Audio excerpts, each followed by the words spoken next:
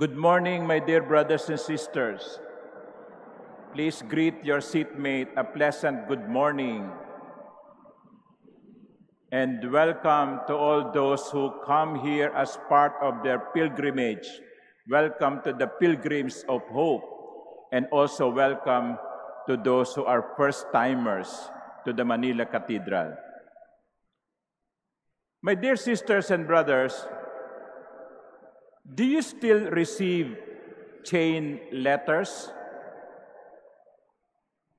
That's a chain letter that says you write it down, make a copy, give it to 10 persons, and after, say, 3 days, you will be lucky. If you don't do it, something bad will happen to you. Yeah? Siguro, ngayon medyo social na, baka text messages na. No, wala na yatang sumusulat ngayon ng mga letters eh. But many years ago, when I was a young priest, a woman came to me holding a letter. And it turned out to be a chain letter. Medyo worried siya. Kasi sabi niya, Father, ano pong gagawin ko dito? No? Sabi po dito, duplicate ko raw po ito o copy ko ito at ipamigay ko sa 10 tao. Suswertehin daw ako pag ginawa ko. At pag hindi ko ginawa, mamalasin ako. Immediately, I told her, throw it away. Itapon mo. Huwag mong pansinin. Sapagkat ang pagpapala ay hindi nanggagaling sa paggawa ng chain letters. Ang pagpapala ay nanggagaling sa Diyos. Let's go back to the readings of today. In the first reading from the prophet Jeremiah, the Lord says to Jeremiah, "Cursed is the one who trusts in human beings, who seeks his strength in flesh, whose heart turns away from the Lord."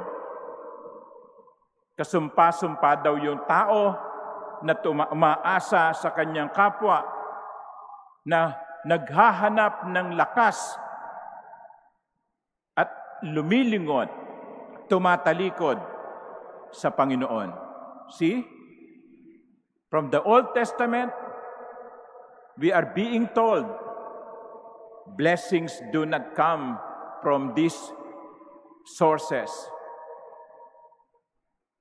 But blessings can only come from God. And in the gospel, when the Lord started preaching to the people, He said, "Blessed are you who are poor, for the kingdom of God is yours." Before I go on, let me be clear about something. When Jesus said, "Blessed are you who are poor," it does not mean that to be poor is a blessing. It does not mean that you should be lucky when you are living in poverty. So hindi sinasabi ng Panginoon, mapalad ka kasi mahirap ka. Mapalad ka kasi wala kang makain. Mapalad ka kasi wala kang trabaho. Mapalad ka kasi wala kang bahay. Naninirahan ka sa ilalim ng tulay. No. Hindi po yun ang ibig sabihin ng Panginoon. No one is blessed because of his poverty. But who is blessed? The person who is blessed is one who, because of his poverty, trusts in the Lord.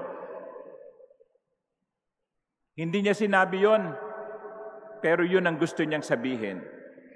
Pinagpala ang mahirap, hindi dahil sa siya'y mahirap, kundi dahil sa gitna ng kanyang kahirapan, siya'y nagtitiwala sa Diyos. Again, just like in the first reading, the gospel is telling us, trust in the Lord. Kaya hindi ka pinagpala dahil mahirap ka, at dahil mahirap ka, ikaw ay nagnanakaw.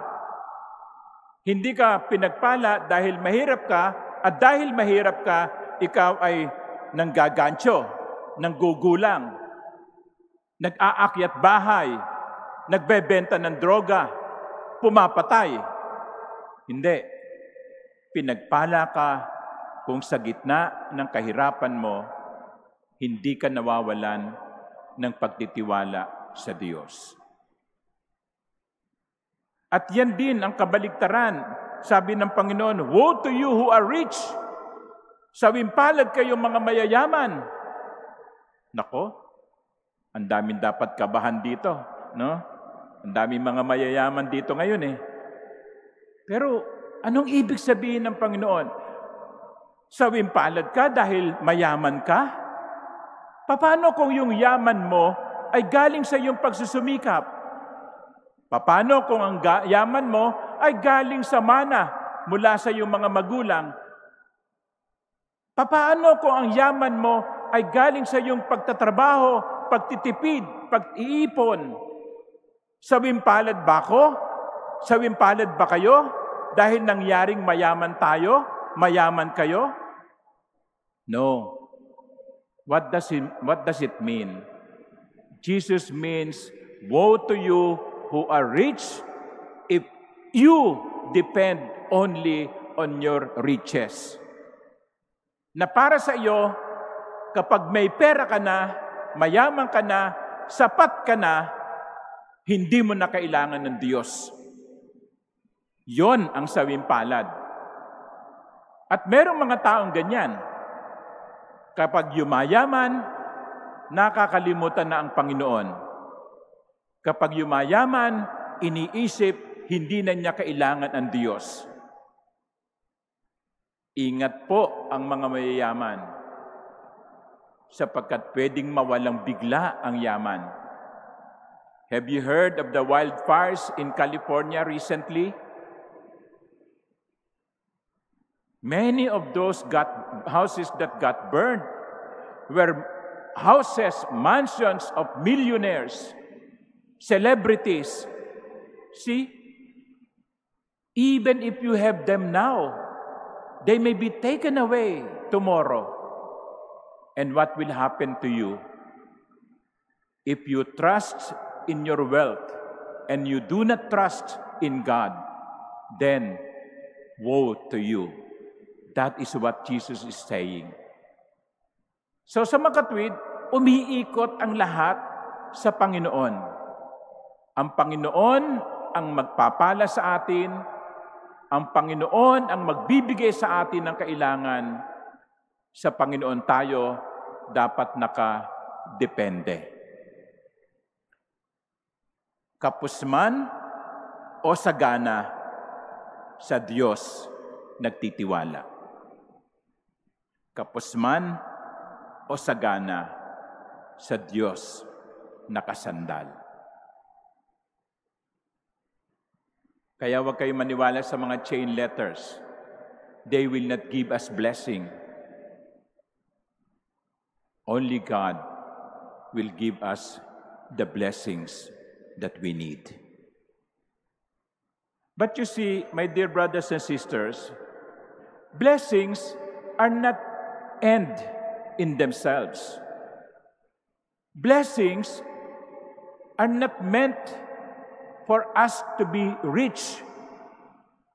Blessings are given to us for us to be able to reach heaven. Huwag nating kalimutan yon. Hindi tayo pinagpapala ng Panginoon para maging sagana lang sa buhay. Comfortable sa buhay. Hindi lang yon ang purpose. Kaya tayo pinagpapala upang gamitin ang mga pagpapalang ito na maging hagdan natin patungo sa langit. Kaya kapag sinuswerte kayo sa buhay, sabihin nyo, Panginoon, salamat po sa mga blessing. Pero huwag niyong kalilimutan, may dahilan kung bakit kayo binigyan ng pagpapala. Sana yung mga pagpapala natin ay dalhin tayo sa langit. Sana yung mga grasya na tinatanggap natin ang magdala sa atin sa langit.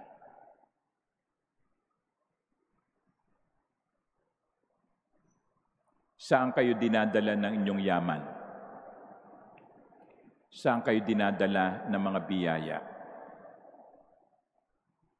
Huwag nating kalimutan, blessings are given to us for us to reach heaven.